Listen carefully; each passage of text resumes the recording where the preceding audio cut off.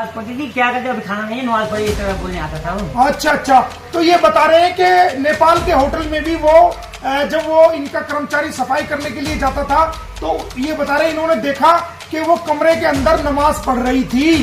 तो दोस्तों ये कितना बड़ा धोखा हम भारतीयों के साथ हो रहा है। मोमिन मलिक एडवोकेट, गुलाम हैदर का वकील, भारतीय वकील, इस केस की हकीकत को जानने के लिए, इस केस की तह तक पहुंचने के लिए नेपाल काठमांडू मौजूद हूं और मैं उस होटल में मौजूद हूं जिस होटल में सीमा हैदर जो है वो 10/3/2023 को जो दुबई शारजा के रास्ते होती हुई नेपाल में आई थी और लगभग 7-8 दिन इस होटल में रही थी और सचिन उससे पहले यहां पर आ गया था और यहां पर कमरा नंबर 204 में वो लोग रुके थे और आज मैं उसी होटल में मौजूद हूं। उस होटल को मैंने देखा है, समझा है और वहां के मालिक साहब से जो भक्त बहादुर खटका जी हैं वो मेरे साथ मौजूद हैं।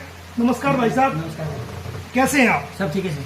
अच्छा बहादुर साहब, मैं मोमिन मलिक एडवोकेट हूँ, भारत से आया हूँ, इंडिया से। और जो ये सीमा हैदर है, इसके जो पति हैं पाकिस्तान में, गुलाम हैदर, मैं उनका वकील हूँ। उनके 4 बच्चे लेकर के ये दोबारा आई है 13/5 को दोबारा ये फिर आई है 2 महीने के बाद 13/5 को ये दोबारा नेपाल के रास्ते आई है। तो दोबारा तो आपके होटल में ये आई नहीं, एक बार ही आई थी। तो ये बच्चे लेके गुलाम हैदर के इलीगल तरीके से भारत में चली गई है सचिन, और ये इलीगल तरीके से सचिन आगे इसको वो है तो ये उन बच्चों को लेकर चली गई है। तो मेरे अब ये वहां जाके कहती है, वहां जाकर के इसके खिलाफ FIR एक दर्ज हुई है। ये आप देखेंगे कि ये इसके खिलाफ एक FIR है जो कि भारत में इसके खिलाफ FIR दर्ज हुई है और ये वो FIR है जो भारत में इसके खिलाफ दर्ज हुई है। ये देखेंगे आप ये देखेंगे, ये पढ़ेंगे 159 नंबर रघुपुरा में। तो वहां पर ये जब बेल ले लेती है, कोर्ट से बेल मिल जाती है, तो ये कहती है कि मैं सचिन की वाइफ हूँ और जमानत लेते हुए ये कहती है कि मैं गुलाम हैदर की वाइफ हूँ। तो हमारे और कहती है कि मैंने हिंदू धर्म परिवर्तन कर लिया था और उससे सिलसिले में कुछ जवाबात हम आपसे करेंगे सवाल, तो आप हमें उनका जवाब देना। हमें ये बताइए सर कि ये आपके होटल में कितने दिन रुकी थी? तो 7-8 दिन हुए। अच्छा, 7-8 दिन से 7-8 दिन आपके होटल में ये रुकी थी। तो इस दौरान जब ये 7-8 दिन ये आपके होटल में रुकी तो इस दौरान क्या कोई बाहर से पंडित जी या कोई पंडित जी इनसे मिलने के लिए आपके होटल में आया था? नहीं सर, कोई नहीं आया। किसी प्रकार का कोई पंडित जी जो शादी कराता है, जो नेपाल में शादी होती है हिंदू रीति रिवाज के अनुसार, वो जो है कोई भी जो है पंडित जी इसके कमरे में नहीं गया। नहीं। और किसी प्रकार के दोस्तों आप सुनेंगे जो हमारे भक्त बहादुर जी हैं, विनायक होटल के मालिक हैं, वो इस बात को कह रहे हैं कि सीमा जब यहाँ 7-8 दिन सचिन और सीमा यहाँ रुके थे तो कोई पंडित जी इनके होटल में नहीं आया और ना ही इनके कमरे में गया। आप ये बताइए, हिंदू रीति रिवाज के अनुसार, जो हिंदी रीति रिवाज, आप भी हिंदू हैं? हाँ, ये भी हिंदू हैं। तो हिंदू रीति रिवाज के अनुसार क्या बिना पंडित जी के कोई शादी हो सकती है? नहीं सर, पंडित जी होते हैं, हमारे हवन होती है, फेरे लेने पड़ती है से। हाँ, इनका कहना यह है कि बाकायदा पंडित जी के बगैर कोई शादी नहीं होती, हवन होता है और फेरे होते हैं, तब जाके हिंदू रीति रिवाज के अनुसार शादी होती है। तो दोस्तों, तो कोई वहां पर उस कमरे में, जो वो कमरा है, उस कमरे में कोई ऐसी जगह है जहां पर ऐसे घूम करके फेरे लिए जा सके? नहीं सर, नहीं। कोई नहीं है। क्या आपने उसको सिंदूर लगाते हुए यहाँ देखा था? नहीं, सिंदूर। ये एक ब्रेकिंग खबर है कि भक्त बहादुर जी कह रहे हैं कि कोई सिंदूर लगाते हुए हमने उसको यहाँ नहीं देखा, ना कोई फेरे हुए हैं और ना कोई पंडित जी यहाँ पर आया है। और मुझे ये बताइए कि आपको जब वो होटल में आई थी तो उसने ये बताया था कि मैं पाकिस्तान की रहने वाली हूँ? नहीं, ये नहीं बताया। उसने वो हिंदी बोल रहे थे, हम वो ऐसे जो तराई जगह तराई जगह नेपाली लोग भी हिंदी बोलते हैं, तो हम यहाँ के समझे, एंट्री के यहाँ के एड्रेस में एंट्री के हम रख दिए हम। अच्छा, तो ये आपके सामने एक बहुत बड़ी खबर है दोस्तों कि पाकिस्तानी घुसपैठी जो भारत में घुसी है सीमा हैदर, उसने अपनी पहचान को होटल में छुपाया और ये नहीं बताया कि मैं पाकिस्तान की रहने वाली हूँ, बल्कि ये बताया कि नेपाल के जो तराई के इलाके हैं वहां की वो रहने वाली है। और इन्होंने भी समझा कि ये वहीं की रहने वाली है क्योंकि वो बहुत अच्छे तरीके से हिंदी बोल रही थी। इन्होंने बताया कि वो बहुत अच्छे तरीके से हिंदी बोल रही थी और उसने अपनी पहचान को छुपाया, इनके साथ धोखाधड़ी करी और वो अपनी पहचान छुपा करके यहाँ 7-8 दिन रही। सचिन ने भी अपना नाम नहीं बताया और ना ये बताया कि वो भारत से हैं, और ये बताया कि वो नेपाल से हैं, और वो यहाँ पर तराई के इलाके से बताया। यही कारण रहा कि उन्होंने रजिस्टर के अंदर, जो हमने रजिस्टर चेक किया है वो भी दिखाएंगे आपको, उस रजिस्टर के अंदर अपनी पहचान छुपा करके, अपनी असली पहचान छुपा करके, अपनी नेशनलिटी पाकिस्तान की छुपा करके, अपनी नेशनलिटी इंडिया की छुपा करके, और उन्होंने अपने आप को नेपाली बताया और इनके साथ भी धोखा किया, इनको धोखे में रखा। इनका किसी प्रकार का कोई दोष नहीं, और क्योंकि यहाँ पर बहुत सारे यहाँ होटल है, तो अगर इनको शक हो जाता ये नेपाल की है या भारत की है तो उससे सबूत लेते, लेकिन इन्होंने समझा कि ये जो है वो यही नेपाल के हैं, और सचिन ने बताया था कि वो मेरी वाइफ है, जबकि वो उसकी वाइफ नहीं थी। अच्छा ये बताइए, क्या आपने कहीं उसको पूजा करते हुए देखा है? नहीं, कहीं भी पूजा कुछ नहीं करती। कोई हमारा काम करने वाला आदमी है तो नमाज पढ़ती थी अंदर, वो उनकी अच्छा, तो हमारा काम करने वाला आदमी आते जाते थे, बाकी हम उनके रूम में नहीं थे। दोस्तों ये बहुत बड़ी खबर भाई साहब ने दी है। ये कह रही है कि होटल में कभी उसने पूजा नहीं करी और कोई वो पूजा नहीं कर रही थी, और जो इनके काम करने वाला आदमी है, तो जो वो कहाँ क्या कर रहा था काम? रूम साफ करने जाते थे। अच्छा, तो जब आप रूम साफ करने आपका आदमी जाता था तो वो क्या करती थी? वो नमाज पढ़ती थी। क्या करते? अभी खाना नहीं, नमाज पढ़ी, इस तरह बोलने आता था वो। अच्छा, तो ये बता रहे हैं कि नेपाल के होटल में भी वो जब वो इनका कर्मचारी सफाई करने के लिए जाता था, तो ये बता रहे हैं इन्होंने देखा कि वो कमरे के अंदर नमाज पढ़ रही थी। तो दोस्तों ये कितना बड़ा धोखा हम भारतीयों के साथ हो रहा है, कितना बड़ा धोखा हम भारत सरकार के साथ हो रहा है, कितना बड़ा धोखा भारत की एजेंसीज के साथ ये कर रही है। पूरे देश को गुमराह कर रही है, पूरे देश को जो है ना पागल बना रही है, मूर्ख बना रही है।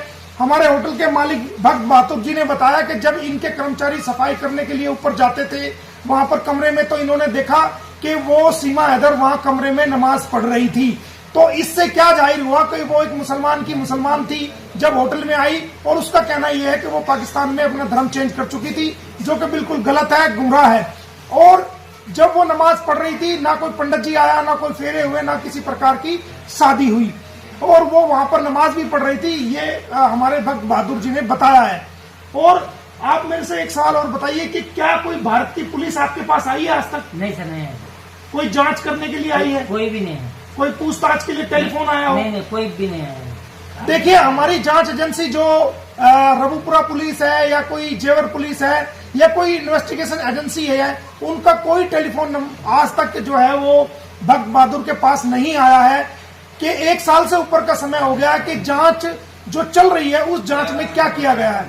किसी प्रकार का कोई इनसे जांच के रूप में कोई जो है ना इनके पास ना टेलीफोन आया है, ना इनसे आकर के किसी ने पूछने की कोशिश करी है कि सीमा हैदर कैसे आई, क्यों आई, किस प्रकार उसने नाम बताया। तो जांच के नाम पर भी हम कहेंगे कि इसमें जो जांच अधिकारी है वो पूर्ण रूप से मुझे लगता है कि वो विफल रहे हैं, और वो आज तक जो है वो इस होटल से संपर्क नहीं कर सके, ना नेपाल में आ सके कि भाई जांच की जा सके कि नेपाल में उसका आने का कारण क्या था और कैसे वहां से गई। तो ये भी एक बहुत बड़ा सवाल जांच पे उठता है दोस्तों, जो हमारे भाई साहब ने क्लियर कर दिया है। तो दोस्तों ये सच्चाई जो आज आपके सामने आई है, इसको सुनकर के मैं भी हैरान हूँ और देश की जनता भी हैरान हो जाएंगी। इसके अलावा कुछ और बताना चाहते हो कि वो कैसा महसूस करती थी, कैसे वो होटल में नीचे आती थी, या खाना कैसे खाती थी, या क्या तो चिकन वगैरह भी खाती थी, क्या करती थी? हाँ, चिकन को सब खाते थे यहाँ पे। अच्छा, हमारे बच्चों के साथ खेलना फेलना वो करती थी, उसके लिए हम लोग ज्यादा हमने ध्यान ही नहीं दिया उनपे। अच्छा, तो ये एक बहुत बड़ा जवाब भी भाई साहब ने दिया है कि बाकायदा वो जो होटल में रुकी थी, वो होटल में 10/3/2023 को रुकी थी, तो वो चिकन भी खाती थी और वो मटन वगैरह भी खाती थी और वो मांस का सेवन करती थी, जैसा कि हमारे होटल के मालिक भाई साहब ने बताया है। तो उसका झूठ का ढकोसला सब जो है ना सामने आ गया है कि वो कहती है मैं सनातनी बन गई हूँ, मैं चिकन नहीं खाती हूँ, मैं ये नहीं खाती हूँ। तो ये सब भी जो है वो यूज करती थी। अच्छा, आपके यहाँ ये शराब की बोतलें रखी हुई है, तो आपके यहाँ शराब आसाम से मिल जाती है? हाँ, शराब तो आसाम में मिल जाता है। अच्छा, तो सचिन शराब की बोतल 1-2 शराब की बोतल खरीदी थी उसने?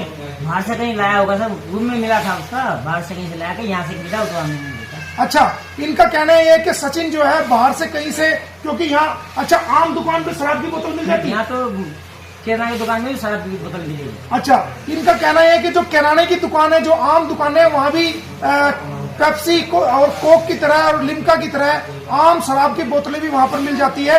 इनका कहना यह है कि वो बाहर से खरीद के लाया होगा, इस होटल से उन्होंने नहीं ली, बाहर से शराब की बोतल खरीद के लाया होगा। उनके कमरे में जो है वो शराब की बोतलें भी मिली थी। तो ऐसा कहना ये बोतलें कैसे पता चली आपको जो उसके कमरे में मिली? रूम साफ करने लगा रोज जाते थे। अच्छा, जो रूम साफ करने वाला जो नौकर है जब वो वहां पर गया इनका, तो उसने देखा तो उसके कमरे में शराब की बोतलें भी थी। तो इससे जाहिर है कि सचिन और जो उन्होंने कहीं ना कहीं जो है शराब का सेवन किया। हाँ, ये बिल्कुल कंफर्म हो गया कि शराब का सेवन भी उन्होंने कमरे में किया है। तो दोस्तों 7-8 दिन वो रही थी। अच्छा, कहीं मंदिर में घूमने गई वो, कहीं नहीं गई? नहीं, मंदिर में नहीं रहते थे लोग, घूमने रहते थे ज्यादातर। ये बात भी सामने आ गई। वो कहती है कि मैं पशुपतिनाथ मंदिर में गई, दूसरे मंदिरों में गई, कहीं मंदिर में नहीं गई। जब तक वो रुकी सिर्फ कमरे में ही रहते थे वो लोग, और वो नीचे भी उतर के आते थोड़ा बहुत, और वो थोड़ी बहुत देर नीचे भी उतर के आते थे। ना वो कहीं मंदिर गए हैं, ना कहीं घूमने गए हैं। वो लोग हमेशा जो है कमरे में रहते थे। कोई छोटी मोटी जरूरत का सामान आसपास से कहीं लेना होता तो ले आए, लेकिन वो किसी मंदिर में भी घूमने नहीं गए हैं। और ये दोस्तों बिल्कुल स्पष्ट हो गया है हमारे। आप भी देख लीजिए, भाई साहब से नमस्ते कर लीजिए आप भी, और कुछ कहना चाहते हैं आप इसके बारे में? वो साहब हम कुछ भी नहीं कहना चाहेंगे। वो लोग यहाँ पर आम हमारा जो गेस्ट रहता है उस तरह से हमारे साथ 7-8 दिन रही। बाद में हमको जब टीवी वाले बताया, बाद में उस टाइम हमको मालूम पड़ा, तो बाद में टीवी वाले यहाँ पे आए तो हमने जो जैसा था ऐसे ही उनको भी बताया। उसके बाद में 1 साल तक कोई भी पूछ तलाश हमको करने यहाँ पे आए भी नहीं, तो हम भी ध्यान नहीं दिए इस चीज के। तो कोई पूछताछ करने आपके पास नहीं। तो देखो दोस्तों, भाई साहब का साफ कहना है कि कोई पूछताछ करने के लिए जांच एजेंसी आज तक यहाँ नहीं आई है, ना उत्तर प्रदेश पुलिस का जांच अधिकारी यहाँ पर आया है। तो 1 साल तक क्या जांच कर रहे हो आप? आपको पता ही नहीं है कि जहाँ ये रुकी थी, जहाँ ये आई थी, आप नेपाल नहीं पहुंचे हो, आज तक कोई पूछताछ नहीं करी, कोई बयान आपका रिकॉर्ड नहीं किया, कोई टेलीफोन नहीं किया। तो ये किस दिशा में जांच जा रही है, सवाल ये भी है। तो दोस्तों, ये हकीकत आपके सामने आ गई है, और भी धीरे धीरे जो चीज सामने आएंगी वो हम सबको आपको बताया जाए।